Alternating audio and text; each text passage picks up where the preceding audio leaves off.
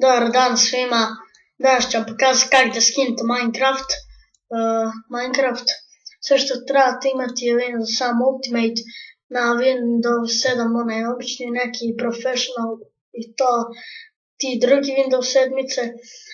Na njima ne radi baš dobro, nekad se ne zna da se ne upali, a na Windows XP zna dosta štekati.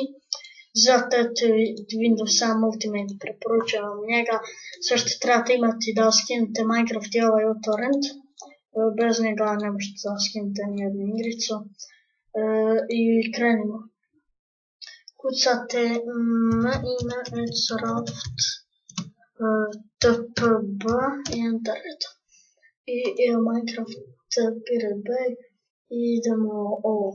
Minecraft 1.7.4 Cracked Full Installer Online Server List, bla bla bla. I onda idete na ovo Get this torrent.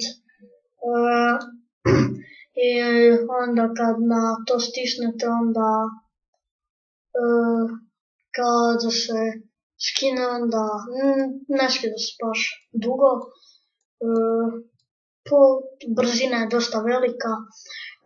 I kad se skine znate 100% kako se instalira Minecraft, idete next install i to bi bilo to.